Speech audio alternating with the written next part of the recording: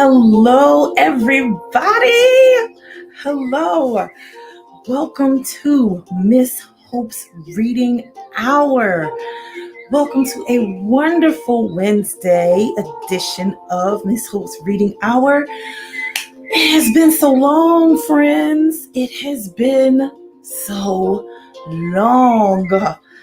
I told you I would be back on September the 9th, which is Wednesday, which is our wonderful Wednesday today. I am so glad to be back with you all. Did you think I was gone? Did you think I wasn't coming back? I wasn't going to be doing the reading hour anymore? That is not the truth. I am, and I am here, and I'm so glad to be here with you. So, my friends, how has school been going? Has it been okay? Has it been easy? Has it been a little challenging? How has it been? So for me, in my class, it's been a little challenging. I'm going to be honest. It has been a little challenging, especially with all the technology stuff. But we're getting through it. We're getting through it.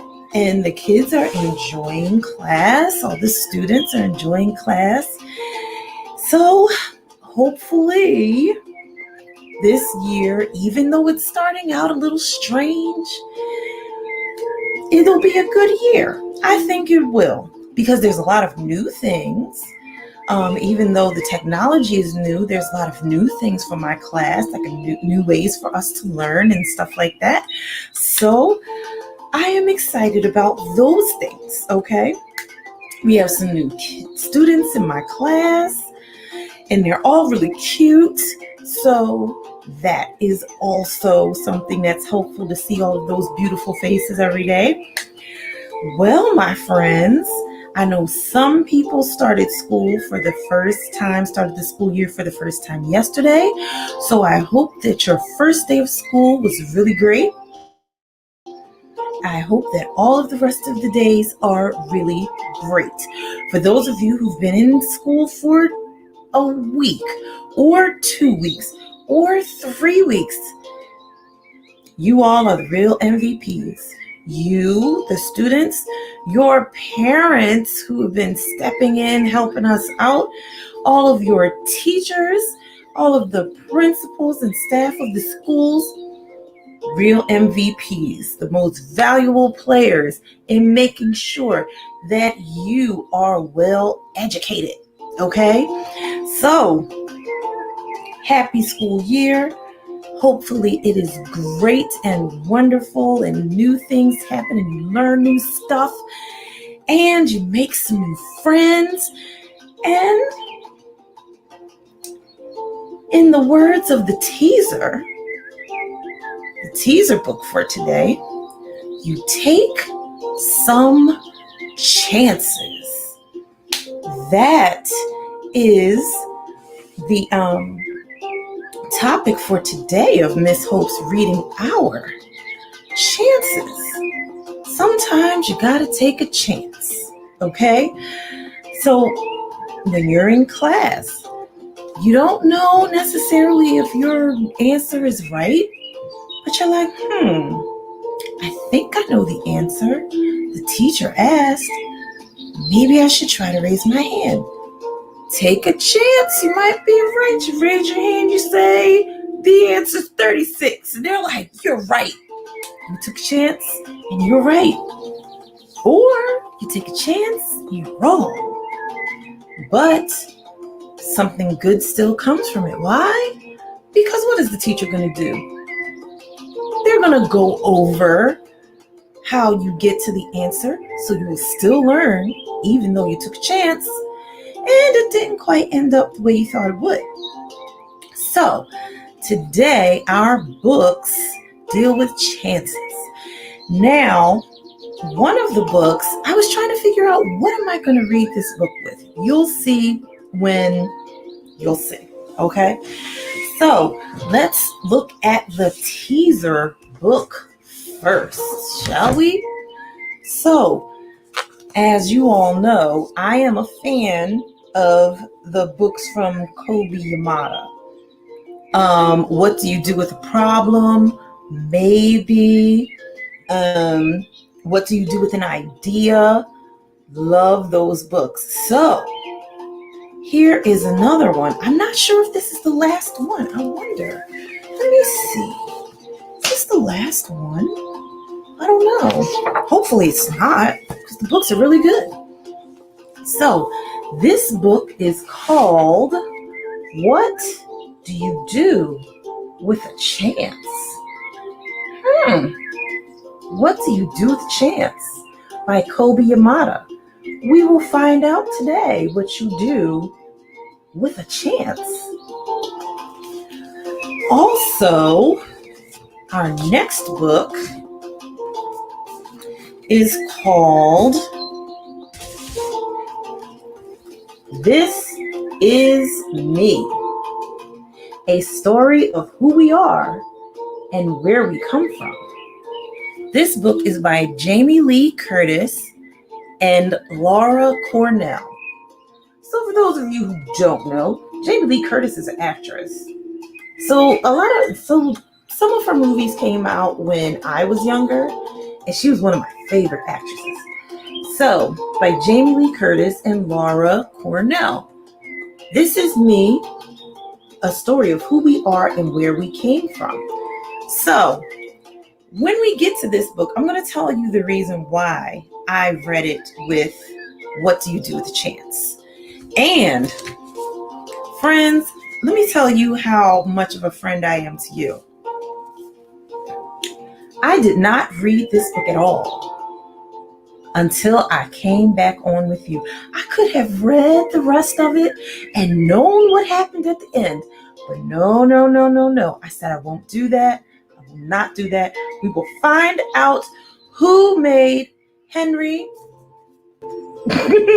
go belly up together, okay? So, Belly Up by Stuart Gibbs. We will find out together. We're almost there. A lot of clues are coming out, okay?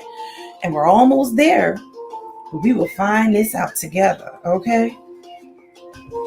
So, let us get to our first book. What Do You Do with a Chance? By Kobe Yamada. Illustrated by May Bessam. All right, so this one has a cover. Let's take this cover off. Oh, I didn't realize it was going to be this color when I took the cover off. Look at that color. And our favorite little guy from all the stories. Wow. Nice yellow color. What do you do with a chance? One day, I got a chance. It just seemed to show up. It acted like it knew me, as if it wanted something. I didn't know why it was here. What do you do with a chance, I wondered.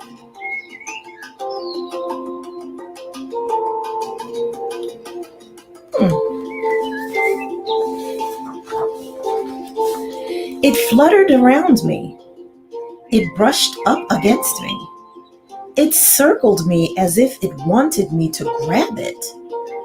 I started to reach for it, but I was unsure and pulled back. And so, it flew away.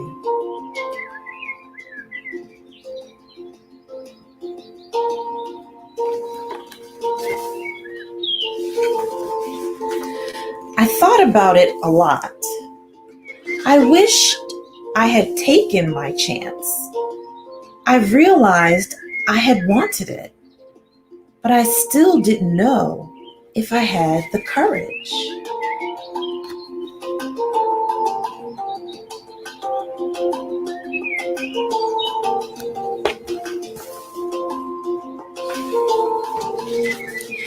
When another chance came around, I wasn't so sure. but I decided to try.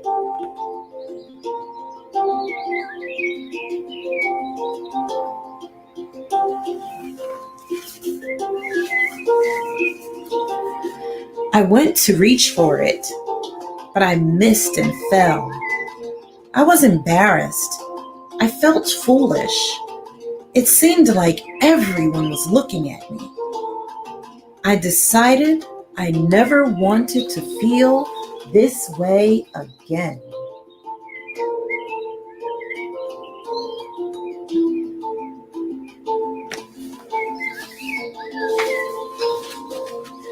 So, after that, whenever a chance came along, I ignored it.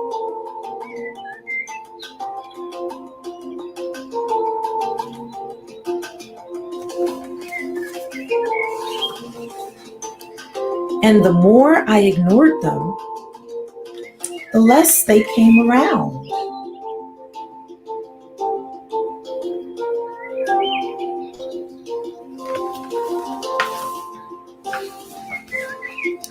Until one day, I noticed I hadn't seen a chance in quite a while. It was as if they had all disappeared. I started to worry. What if I don't get another chance? I know I acted like I didn't care, but the truth was, I did. I still wanted to take a chance, but I was afraid, and I wasn't sure if I would ever be brave enough.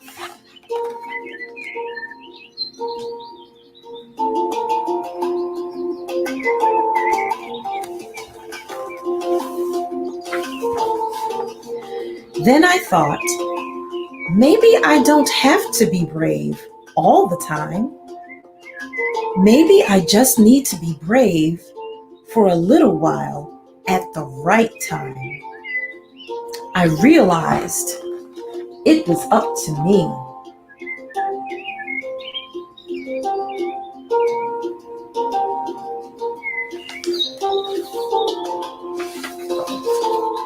I promised myself that if I ever got another chance, I wasn't going to hold back. If I got another chance, I was going to be ready.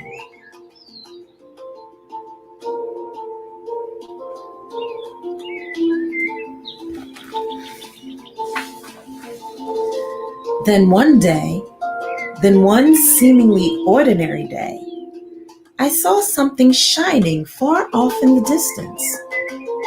Is it possible, I hoped? Could this be my chance?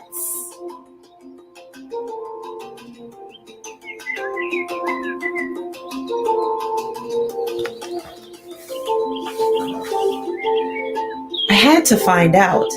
I ran as hard and as fast as I could toward it.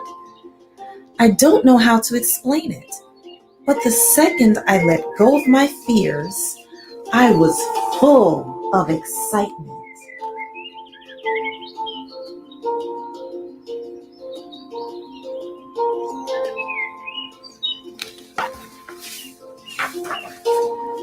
It wasn't that I was no longer afraid, but now my excitement was bigger than my fear.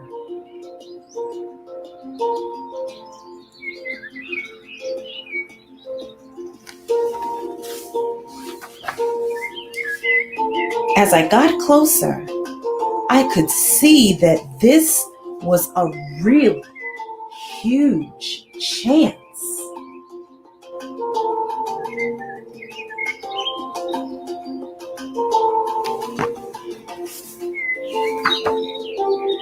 But this time, I was ready. As it came by, I reached out and grabbed it. I held on with all my might.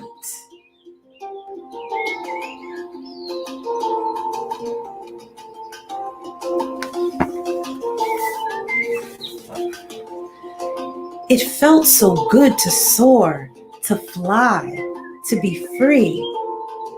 I now see that when I hold back, I miss out. And I don't want to miss out. There's just so much I want to see, do, and discover.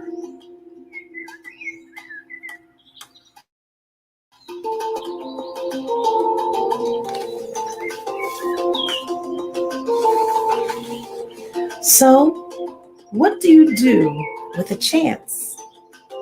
You take it because it just might be the start of something incredible.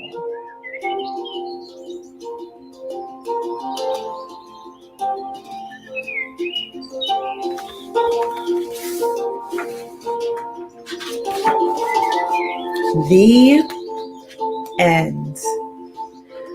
Wow, that was a great story. Sometimes it can be scary to take a chance, especially when you don't know what's going to happen. Or you think, I might make a mistake and get embarrassed. But sometimes you learn something when you make that mistake. I'm not saying go out there and do some crazy stuff and just make mistakes and think you're going to learn everything. But if it's a really good chance, maybe you should think about taking it. Especially when it comes to your education, okay? What do you do with chance? Now, let's get to our next book. So, This Is Me by Jamie Lee Curtis and Laura Cornell. A story of who we are and where we came from. So the reason I wanted to read this story with what do you do with a chance is because when you think of all of the people who have come to this country, who have went to any country, who've lived somewhere their whole lives, and then they see a chance to have a new opportunity in a new land, imagine how scary that is.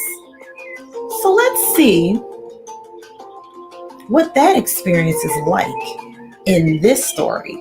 This Is Me, a story of who we are and where we came from.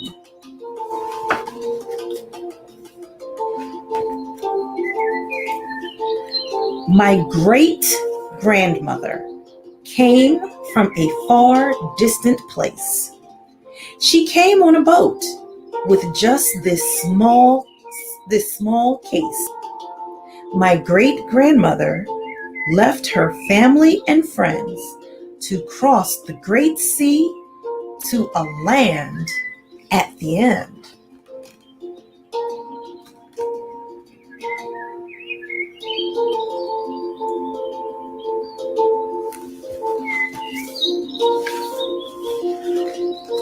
Her parents informed her she had no say.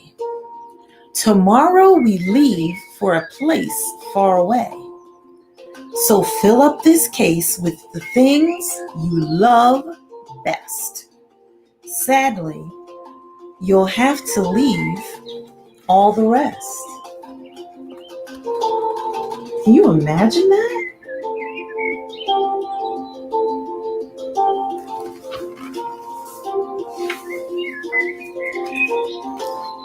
Did she wear all her clothes to leave her more space? Could her family album fit in this case? I know she took ribbons and some things to eat and shoes when they said to take care of her feet. Her whole family tree, pen and pencil set, one writing journal, a comb, and barrette. Great-great-grandma's necklace, her own handmade doll that she clutched on her journey when she felt very small.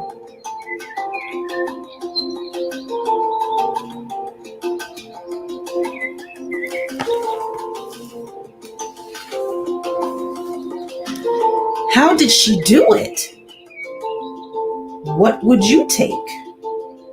Would you be scared that you'd made a mistake? How would you know, in this case, what to pack? And that once you had left, how would you know in this case what to pack? And that once you had left, there'd be no coming back. So you, my dear class, have big choices to make. When you bring this case home, what will you take?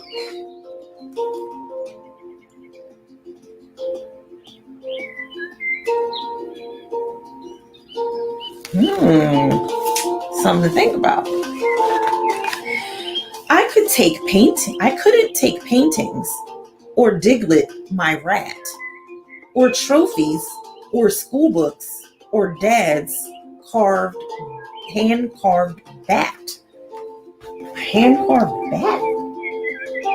Yeah, I wouldn't take that either. You all know how I feel about rodents, okay? I'd take lots of photos, and the doll my gran sewed, and my first in-line ticket to Katie's first show.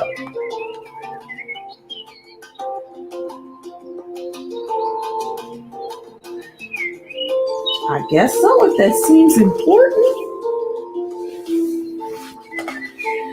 My punk rocker Barbie, 'cause my mom was one too.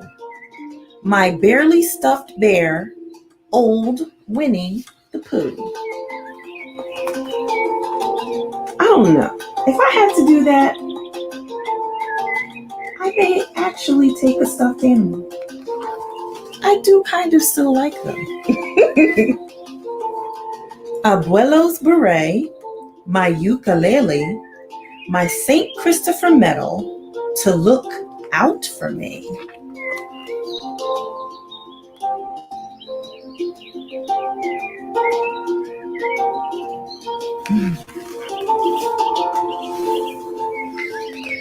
My USA passport that makes me feel free. My Nintendo DS with my fave Luigi. My signed Harry Potter. My baby tooth. My aunt's high school class ring. My dad's Navy pen.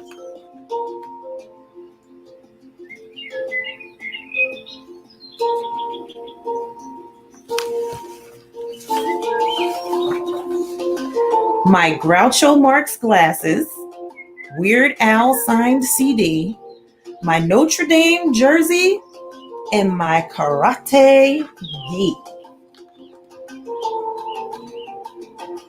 That'd be pretty funny. The glasses with the mustache. You can make people laugh wherever you go. Legos, a camera to film what I leave. If this really happened, it would be hard to believe.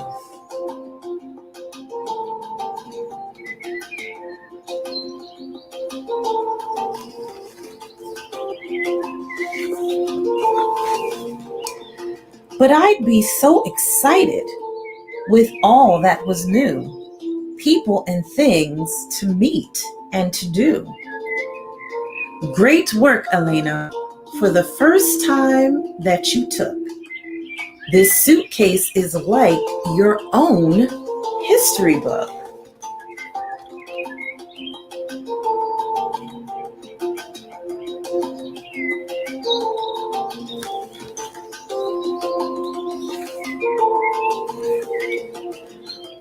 For who you all are isn't just what you've got, but part what you learn, part what you're taught.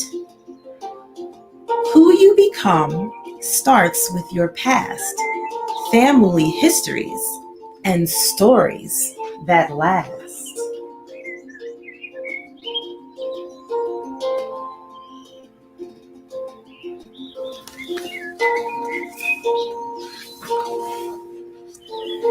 This great tide that brought you seeds ancestors sowed, that took root inside you and helped you to grow. Who has a picture wall like this? I know some people who have picture walls like that.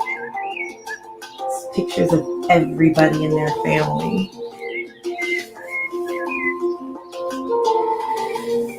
Now you take this case and imagine it's true, that you're leaving and needing to choose what says you. What would you take?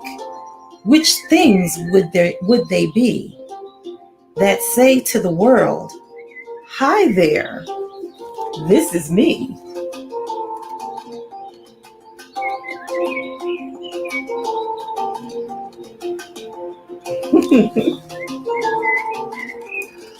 Oh, look at that. Look at this.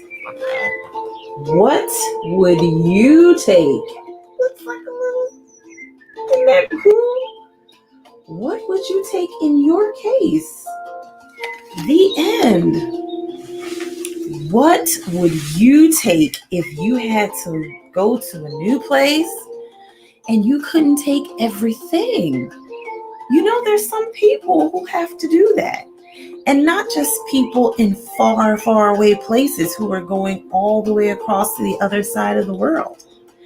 Sometimes when you move from house to house, you can't take everything with you. So what do you take? What do you take? Sometimes your grandparents, when they leave a job or when they retire, they have to think, what am I going to take? They can't take everything that they have at work. So what would I take if I had to move all the way across the world? I think I definitely would take some books. Absolutely, I would take books. I have a little stuffed bear. It's not up here. A little stuffed bear like this big, and it has the name Hope on it, and it's like this, like it has little praying hands and it's kneeling, and it says Hope. And I think I would take that little bear. I would take that. Golly, I would take pictures. I don't know what else I would take. Of course, clothes, shoes, some food maybe, if I had to be on a boat. I would take my Bible.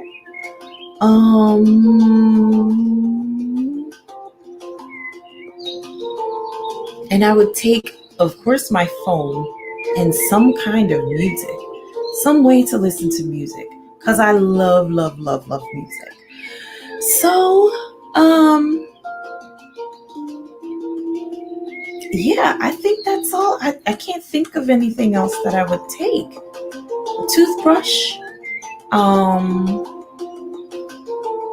some soap, those types of things. So why did I read this book along with What Do You Do with a Chance? Because can you imagine, as parents, having to send your little child, imagine your parents sending you guys over to another part of the world so that you could have great opportunities. That is a big chance, huge chance. But a lot of parents have taken it so that their children can have a better life, so that they can have more opportunities to work and to take care of their family. There are a lot of families that do that every single day, okay? So that's the reason why I wanted to read these two books together, because there are going to be big decisions that as you grow up, there's going to be big decisions you have to make. Right now, sometimes they're kind of small. Do I raise my hand in class? Do I write an essay about this subject for show and tell? Do I bring in this thing? Do I bring in my old bear? Is everybody going to laugh at me? Do I say hi to this person because I want to be their friend?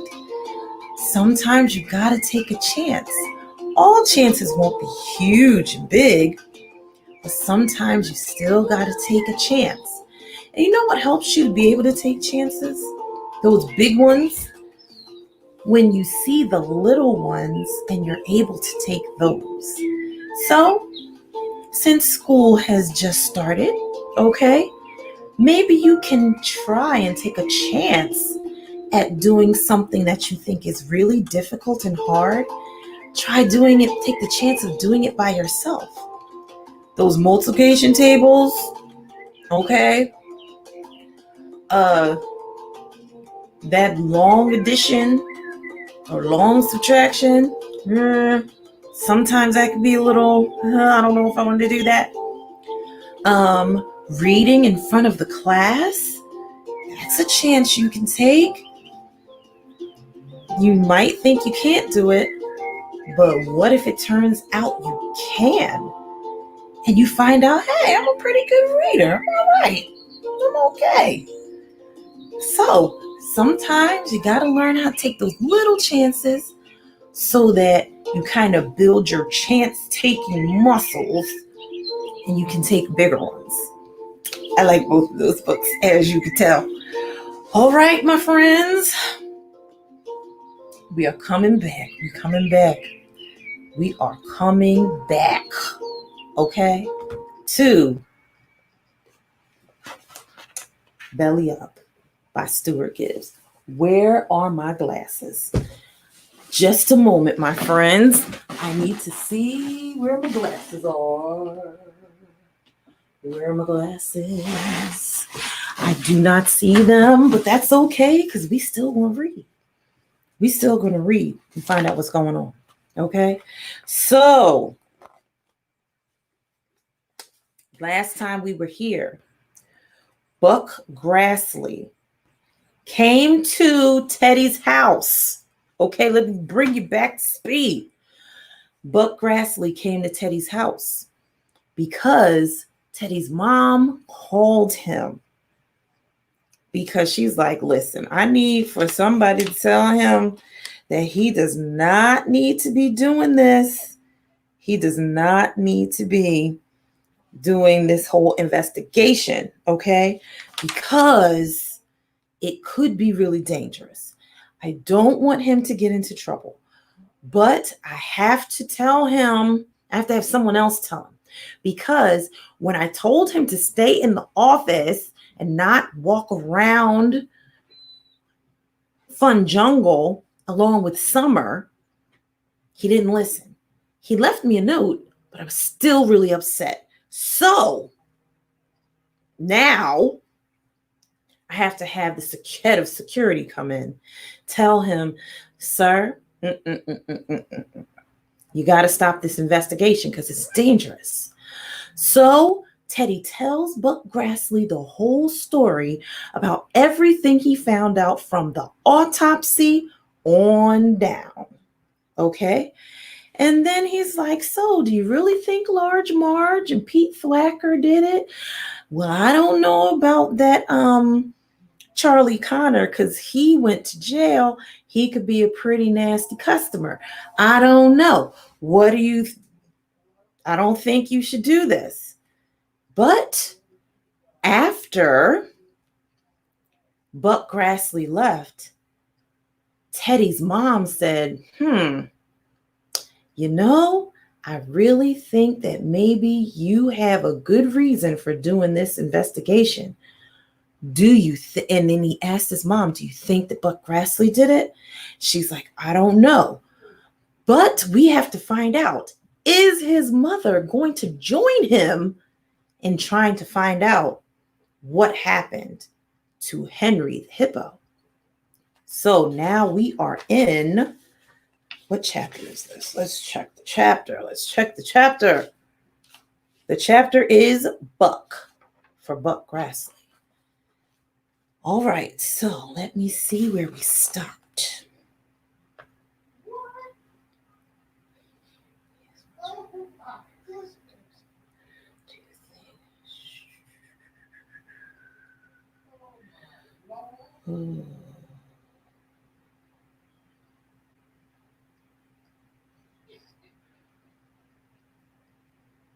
Just a minute. Just trying to make sure I go where I stopped.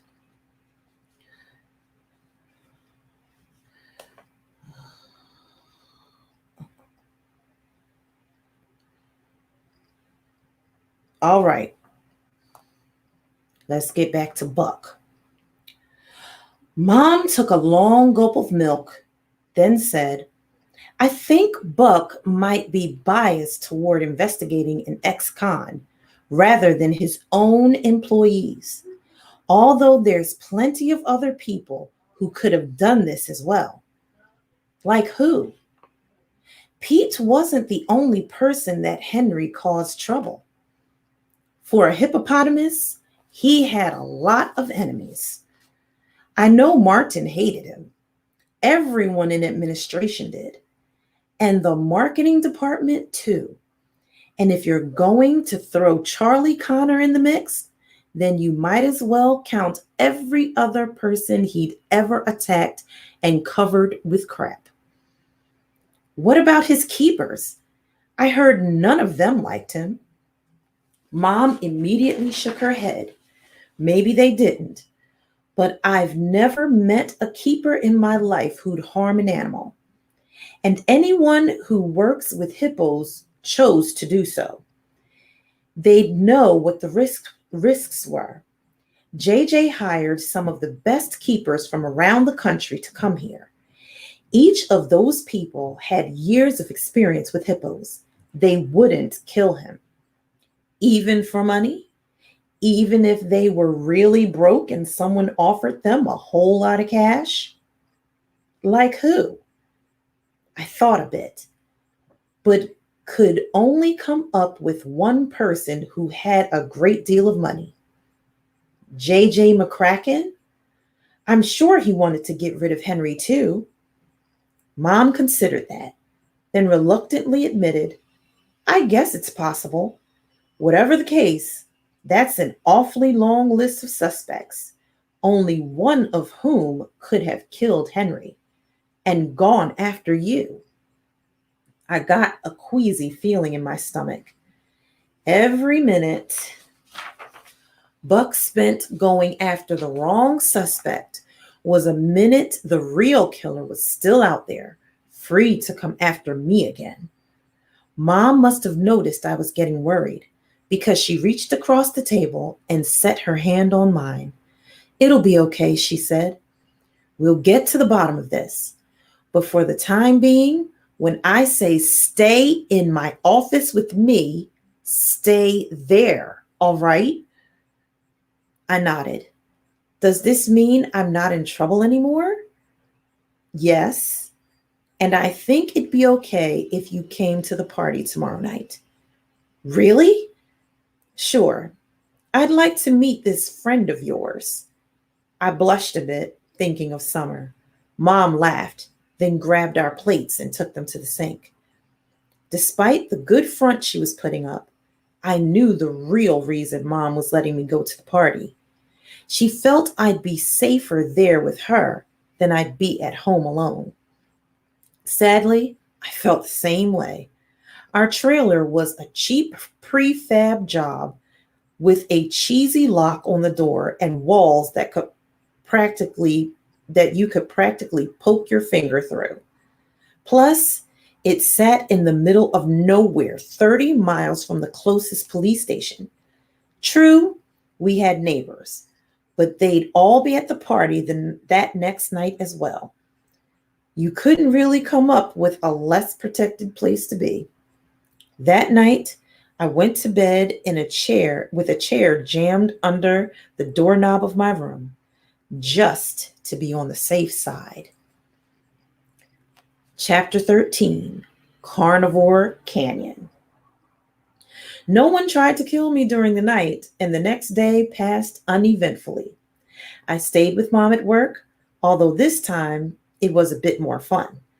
I think she still felt guilty about not taking my claim that Henry had been murdered more seriously, because she let me go into the gorilla exhibit with her, which violated about 43 Fun Jungle rules and directives.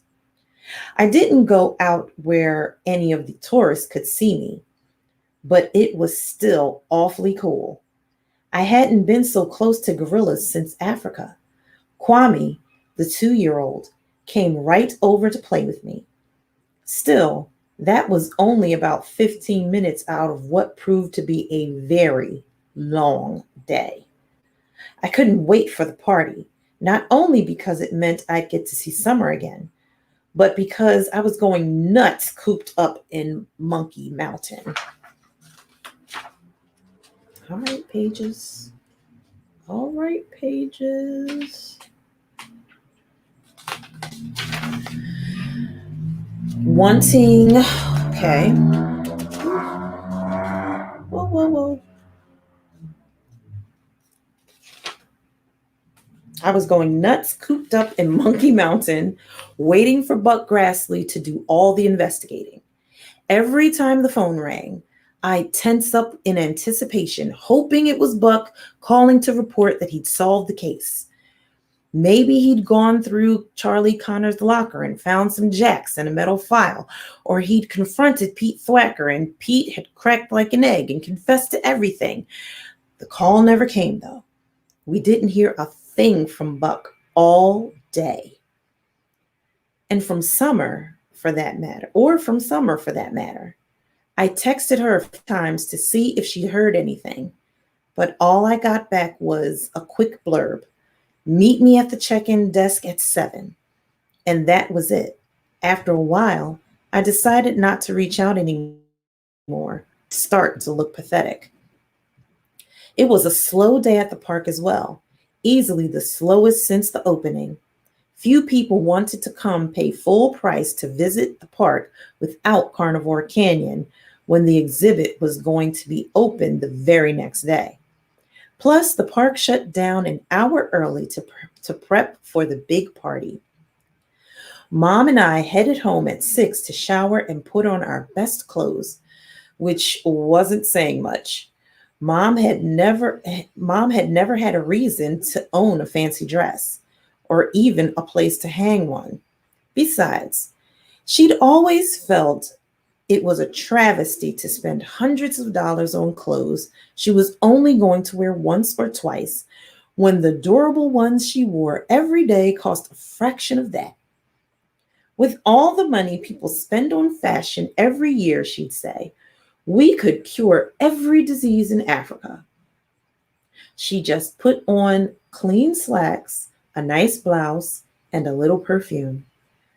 All I had to wear was a collared polo shirt and my one pair of pants without a tear in the knees. Not surprisingly, most of the other party guests had very different ideas about fashion. I'd never been to a big fancy event before. Fun Jungle's grand opening had been far more family friendly and casual. It had never occurred to me that women would ever wear diamonds to the zoo, or ball gowns, or even high-heeled shoes. But there they were. The party attracted wealthy people from all over Texas. Even though Texas was a big state, it could be hours between cities. Texans still loved to drive. I'd heard of people driving from San Antonio to Houston just for dinner, and that was almost 4 hours each way. So it was no big deal for people to head in from every corner of the state for one of the biggest social events of the year. And then to top that, there were people who'd flown in by private jet from other parts of the country. All in all, over 2,000 people were coming. There was already a long line to pass through the metal detectors into the party when Mom and I arrived. Everyone was grousing about the extra security. They'd already passed through the detectors at the front gates before being shuttled to Carnivore Canyon in golf carts. But I was pleased to see it. I felt safe for the first time in days. Carnivore Canyon itself was too small to hold all those people, so the party took place on a wide lawn in front of the exhibit. J.J. McCracken had spared no expense. There were dozens of buffet tables piled with food, as well as several entire sides of beef roasting on spits. Fans had been set up to blow the smell of the meat away from Carnivore Canyon so it wouldn't drive the animals crazy with hunger. There was a big dance floor, which was completely empty, and an indoor bar, which was packed. There were strings of lights and disco balls and ice sculptures that had probably been lions and tigers at one point, but they had already melted beyond recognition in the heat. The press was out in force. I recognized several local reporters working the party. Camera flashes were popping everywhere, and that was merely the press J.J. McCracken had allowed in. I heard several people say the paparazzi were piled 4 deep outside the front gates. Mom and I had little interest in the party itself. Instead, we made a beeline for Carnivore Canyon. All the hard work on the exhibit had paid off. It really looked like a natural canyon, carved for centuries out of water running through the rocks, rather than something that had been built by men over a few months. An elevated walkway ran through most of it, letting you observe the animals from above and see eye to eye with mountain lions as they perched on rock ledges or leopards nestled in the branches of trees. For the most part, there was no barrier between us and the animals. It felt like we were in their world rather than the other way around. Although there were a few points where a very fine wire mesh was strung, so thin you could barely see it. Surprisingly, there weren't many guests in the exhibit. Most had come only for the party. Even the few who had ventured beyond the buffet tables paid little attention to the animals. Instead, they clustered on the walkways, sipping champagne and socializing. While I found their disinterest annoying, it was also to my advantage. Mom and I had much of Carnivore Canyon to ourselves. There were no crowds to shove through, no pedestrian traffic jams. The guests might have been ignoring the animals, but that was better than throwing food to them. As it was close to sunset, the animals were at their most active. They, having spent the day sleeping, they eagerly explored their new habitats, bounding through the rocks and splashing in their pools. 3 young mountain lions wrestled comically. Otters slid down a slope into the pond, and a grizzly bear the size of a car paced on a ledge a few feet away from us. I was so captivated, I forgot about Summer. It wasn't until my phone rang at 10 minutes after 7 that I realized what time it was. "Where are you?" Summer snapped when I answered. "By the leopards," I told her. "Sorry, I'll come right now." "No, stay there," Summer said. "Where you are is better." I wasn't sure what she meant by that, but she hung up before I could ask. I got my answer soon enough, though. Summer got to the leopards quickly, bearing 2 skewers of chicken satay and a Diet Coke, her bodyguards in tow. She was wearing a pink dress and pink high heels. Her hair had been done. It looked like enough aerosol spray to rip a hole in the ozone layer had been deployed. I was now so used to seeing her dressed down, it took me a moment to recognize her. We were a good way into the canyon, so only guests who truly cared about seeing the animals had ventured that far. There were only a few people about. They all recognized Summer as she passed, but they had the good manners not to pester her for photographs. I noticed they all kept an eye on her, however, and then stared at Mom and me curiously once Summer began talking to us, wondering who we were and how on earth we rated highly enough to earn her attention. Yeah, Summer said, it's way better back here. Did you see all the paparazzi out front? Nope, I replied. For some reason, they didn't seem that interested in us. Summer laughed, then turned to Mom. You must be Mrs. Fitzroy. Mom smiled. It's a pleasure to meet you, Summer. Theodore's told me a great deal about you. I'm not sure why, but even that made me blush a bit. Summer and Mom talked a bit about Mom's research and life in the Congo before I finally got a chance to ask, where's your dad? I thought he was coming. He's right over there, Summer pointed with a chicken skewer. To my surprise, J.J. McCracken was already on the walkway, 2 exhibits farther down. He was talking to Doc. How'd he get past us? Mom asked a second before I could say the same thing. We've been here all along. He came in the back way, through the keeper's entrance to the exhibit, Summer explained. Daddy hates fancy events like this. He doesn't like crowds. But he always seems so happy at them, Mom said. He fakes it well. All part of the business, he says. If Daddy had it his way, the only way he'd socialize would be playing poker at the house. So he always slips in without anyone noticing if he can. That's why I said to stay back here. He wanted to meet Teddy where no one would see him. I coughed, surprised.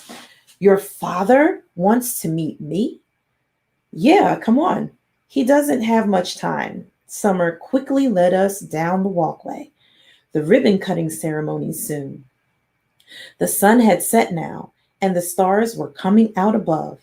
Lights had come on in the exhibits to allow everyone to see the animals, but the walkway was getting dimmer by the second. J.J. McCracken was just a silhouette as we approached. It wasn't surprising that we hadn't noticed him despite being close by.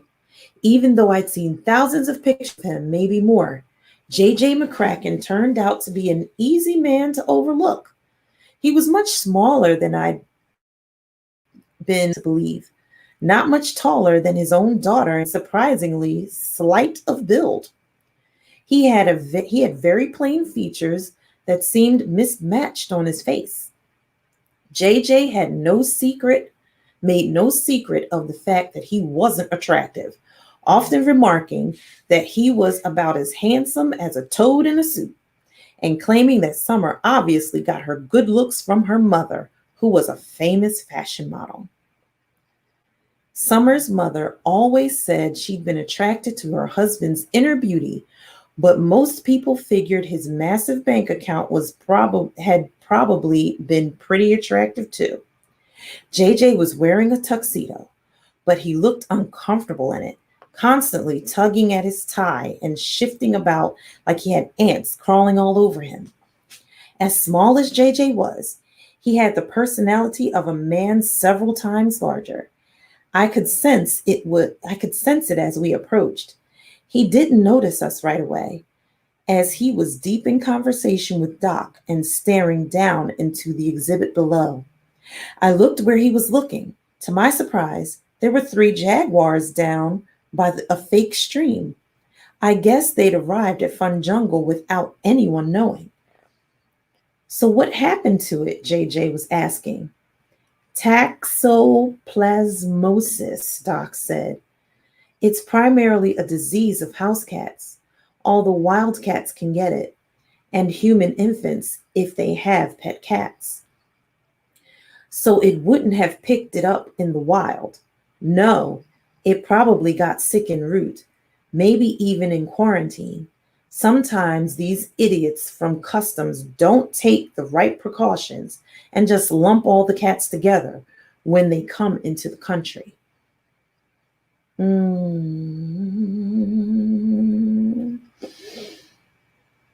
I'm going to stop right there. Wait a minute, can I stop right there? All right, I'm going to read this last little part. Okay. I realized they were talking about the dead jaguar. It must have come from outside the US if the Customs Service had it quarantined. Customs had a few big animal holding facilities on the borders that held every animal coming into America. But it but if a wild animal destined for a zoo, a farm animal destined for market, or even a family pet. Unfortunately, the facilities were underfunded and run down, and the animal care was known to be subpar at best. It wouldn't have been the first time a zoo lost an endangered animal while trying to bring it into the country. So we find out what happened to the jaguar that Doc was doing the autopsy on. So it wasn't foul play like with our poor Henry the Hippo. It was just the animal got sick. But Teddy is about to get to meet JJ McCracken and tell him about what he knows. But is Doc going to let him tell JJ McCracken? That is a question. Okay. Is Doc going to stay when he sees Teddy? Is he going to leave? Is he going to say to JJ McCracken, no, that's not true? What is Doc going to say when Teddy and his mom and Summer walk up? It's a lot of questions still. Excuse me. So let me show you how much we got to go. That's it. That's all we got to go, people. That's it. Okay? So those were our books for today. I am so glad that I got to come back and read with you all. I'm so happy. Let me show you the books we read today again. So, This Is Me by Jamie Lee Curtis and Laura Cornell. A story of who we are and where we came from. And our teaser book, What Do You Do with a Chance? By Kobe Yamada and illustrated by Mae Bessem. 3 great books today, especially our first 2 books that are about taking chances. So what chances are you going to take this week? I got to sit down and think about that. What chances do I need to take this week? Because I don't want to miss one, especially if it's a big one. Remember in the book, the one he found was a huge one. I don't want to miss any huge ones, okay? So we got to come back together on a wonderful Wednesday. Being with you all made it wonderful. Hopefully you have a wonderful Wednesday evening and that you have a great Thursday. And I will see you right back here on a fabulous Friday on Miss Hope's Reading Hour at 6 p.m. on Facebook, YouTube, and Periscope, and at 7 on Instagram. So with all of that being said, have a great evening. I'm so glad I got to be here with you all.